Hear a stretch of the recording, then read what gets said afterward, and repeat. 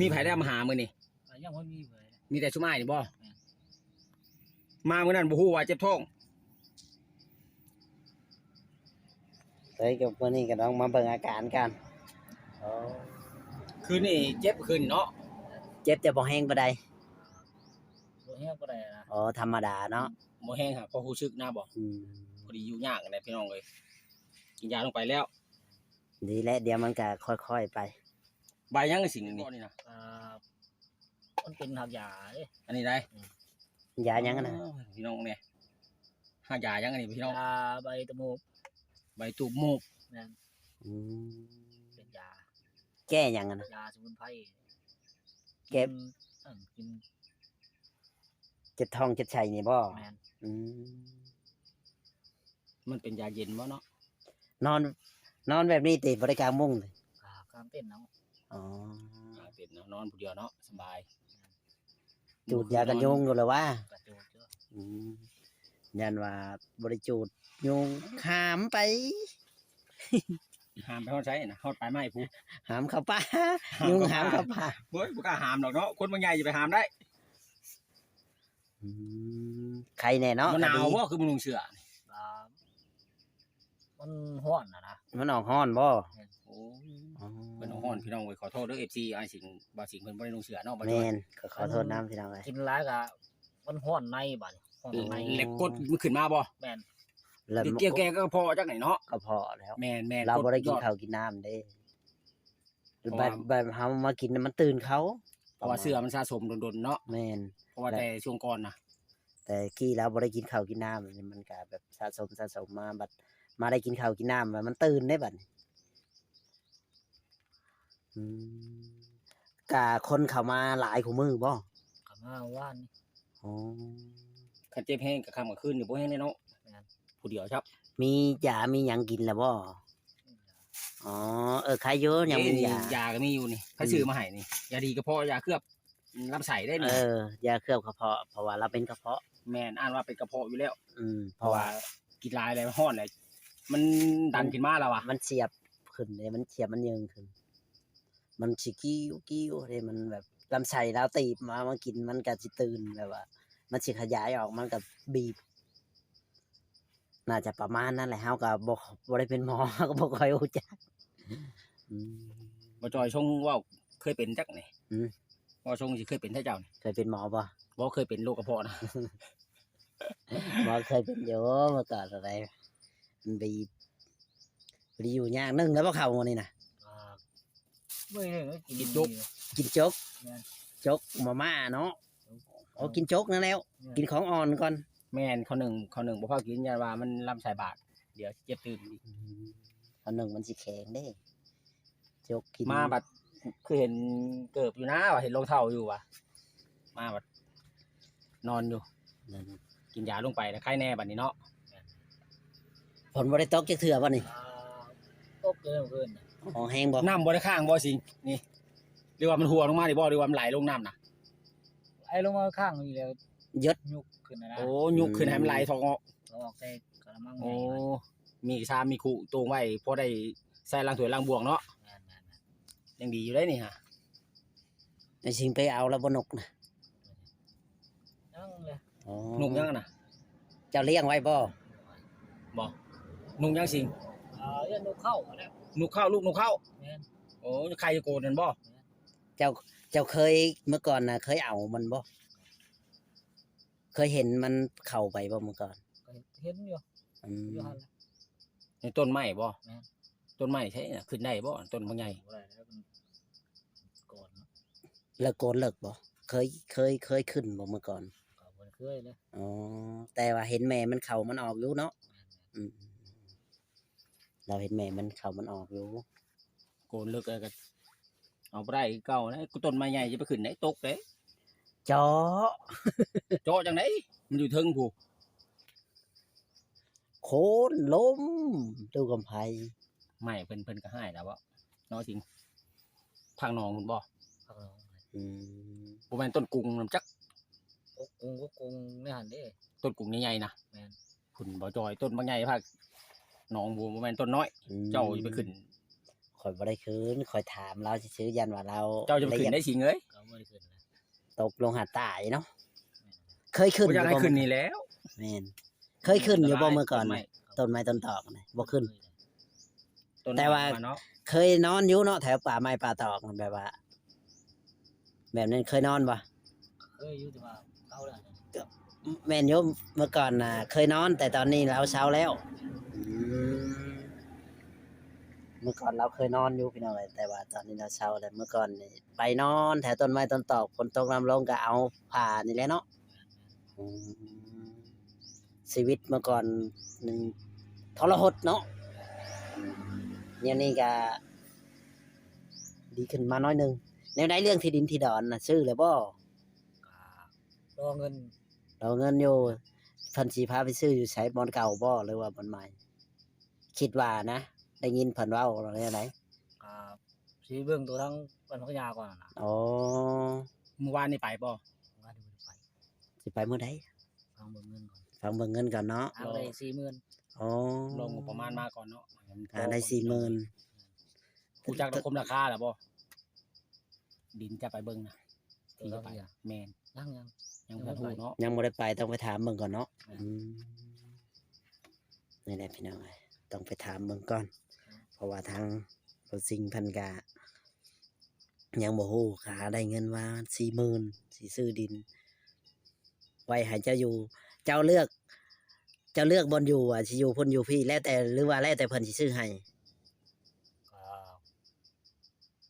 ไปเบิ่งตัวทั้งพุ่นก่อนยังคนไปอะนะ อ๋อ ทั้งปันพักยา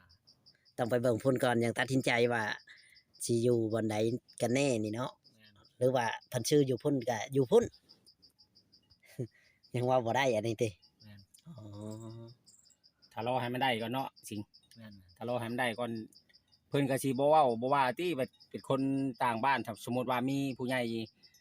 ใจบุญเพิ่นซื้อให้นะถ้าว่าสิงอยากไปอยู่พุ่นนี่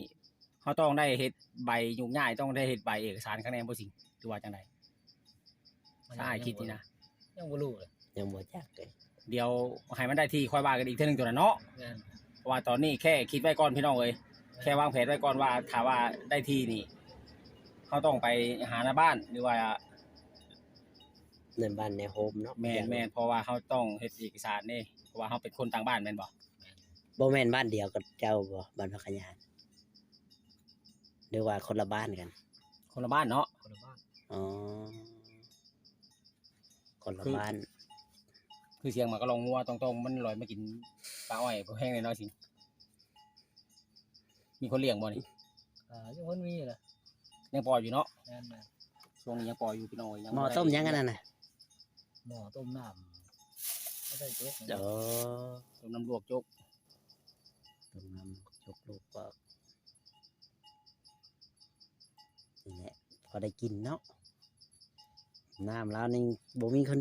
กินเท่าแล้วนี่ก็เฮิงเติบผู้ใดก็สิ แม่ แม่ น น แม่นหลายคนก็หลาย FC เพิ่นก็โอ้ยคอมเมนต์มาว่าอยากเห็นนั่นว่าเบาสิงเพิ่นตัดผมเด้ว่าซั่นตัดผมจังว่ารอบ่จักว่าซั่นหลายคนได้อันสิงเอ้ยเพิ่นคอมเมนต์มานะเพิ่นก็อยากเห็น อยากเห็น แบบว่าตัดผมฉันแล้วหน้าตาสิเป็นแบบใดเกิดเปลี่ยนแปลงเด้ แม่นเพิ่น มัน ว่า ไปคนละคนเลยเด้ คันว่าบ่สิงตัดผมนี่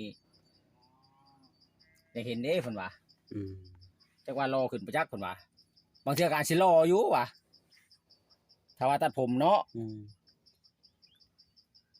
นอนมึงได้มันนอนนี่บ่กลางเต็นท์นอนนี่หรือนอนนี่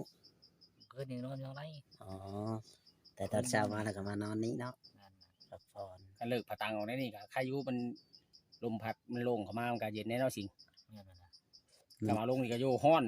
บ่ว่าเคือจะย่อยพุ่นแหละ แน่นอนอืม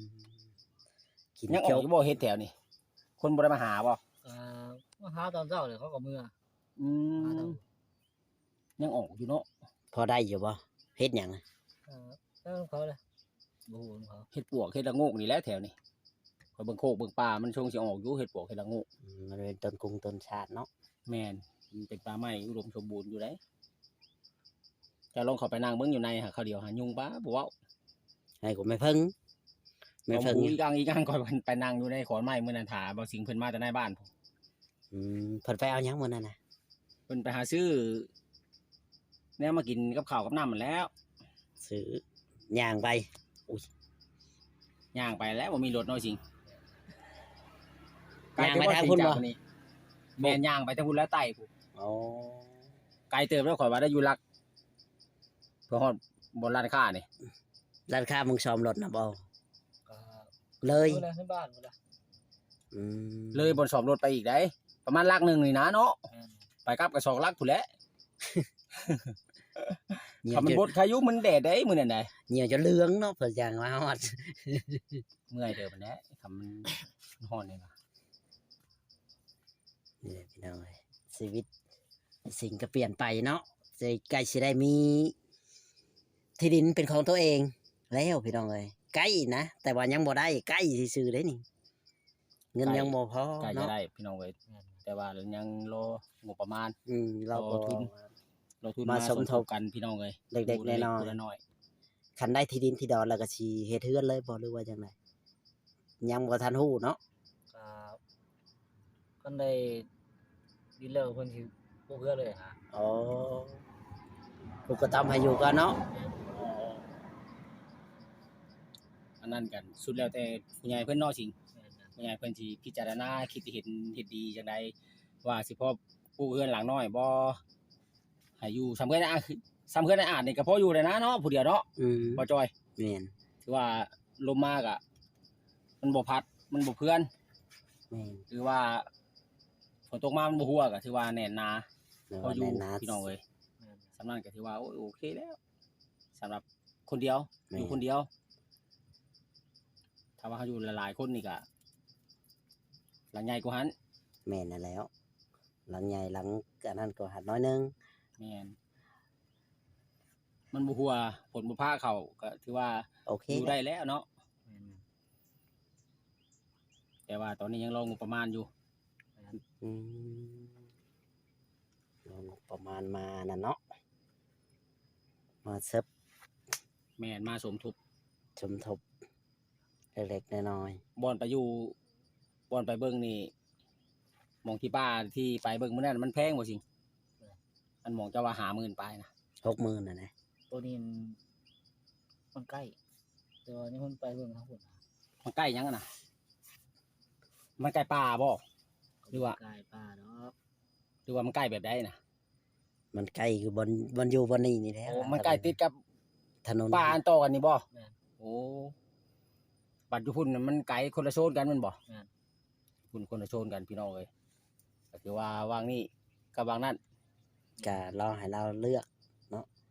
แต่ บ่อนที่จะไปเบิ่งนี่เจ้าบ่ทันเห็นจักเทื่อบ่หรือได้ยินเพิ่นเว้ามาซื่อ ก็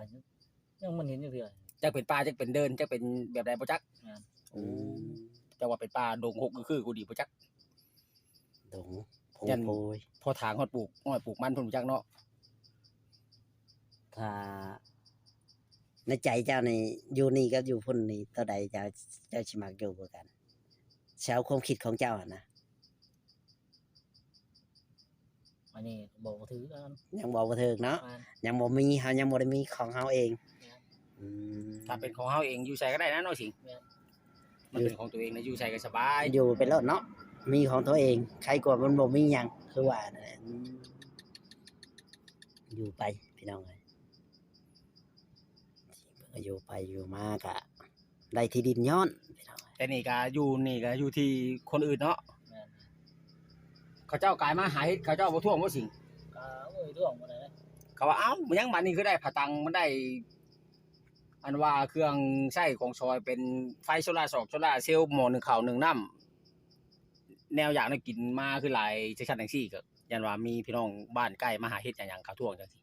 เพิ่นบ่ได้เอิ้นถามบ่ ก็บ่ได้เอิ้นถาม บ่ได้มีผู้มาแวนั่งดินนั่งบ่หยอกนั่งกินน้ำกินในนํบ่มีอยู่บ่ บ่มีเลย แม่นไผสะอายมามื้อนั้นคือว่าเห็นอยู่นี่อันผู้ละมาหาเฮ็ดนะ ก็ลูกก็แต่เพิ่น แล้วเรามานั่งดินเจ้านะรู้จักกันบ่หรือว่าเคยเว้าหยอกเคยลือกัน เคยลือกันเนาะ แม่น โอ้ ลูกก็แต่เพิ่น บ้านใกล้กันเคยลือกันเคยเว้ากันพี่น้องเอ้ยเพิ่นมาหาเฮ็ดมื้อน่ะเพิ่นก็เลยแวะมานั่งเว้าหยอกว่าสิงเพิ่น อืม โอ้ โอ้ว่าบัดนี้ หยอกเรื่องสาวอะ ซั่นบ่ เว้า เว้าในอื่นแล้วเว้าเรื่องหยอกหยอก อย่าว่า ว่าสิงรอก็ได้บัดนี้ว่ะ เดี๋ยวเว้าเรื่องผู้สาวเนาะวันนี้คันว่าได้ของตัวเองนี่สิเอาเมียอยู่บ่นี่ รอฟังมื้อก่อนนะ เราฟังมาก่อนเนาะมันก็ยังเว่าบ่ได้อยู่พี่น้องเอ้ยไปสิเว้าไปก่อนเนาะเว้าไปก่อนถึงมันบ่ได้เฮ็ดในใดซั่น แม่นนั่นแหละ อยู่ไปแบบนี้ก็อยู่ไปเนาะ แม่น งงๆแงๆมีหยังก็กินไปของเฮา เรื่อง เพื่อน เรื่อง เนาะ เรื่องเมียยังบ่ทับยังบ่ทังยังบ่พาเว้าถึงนะน้อยสิง แม่นนั่นแหละ เอา ชีวิตตัวเองให้รอดก่อน แม่น แม่น เดี๋ยวเอาเมียมามันแห่งขี่พาเขาไปทุกข์ยากพาเขาไปลำบากนำอีกก็แห่งติ๊ก ลำ แต่ บาก พังอยู่คนเดียวนี่ก็ยังลำบากกว่าแห่งเลยเนาะ แม่นแม่น ลำบากลำบน ฉะนั้นอะไรนี่บ่สิงแล้วจึงว่าบ่อยากกันสนน้ำผู้สาวปานใดล่ะวะ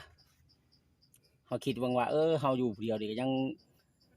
ลำบากซำนี้อีกถ้าเฮามาอยู่2-3คนนี่พาเขาไปลำบากไปนำในแห่งสิยากเนาะสิงเนาะ แม่นนั่นแหละ เบิ่งส เงิน ภาพ คำกำแก้วเฮาบัดเฮาต้องได้หาได้คิดวิธีหาเงินได้บัดนี้เฮามาอยู่2คนบ่คืออยู่ผู้เดียวได้เนาะ แม่น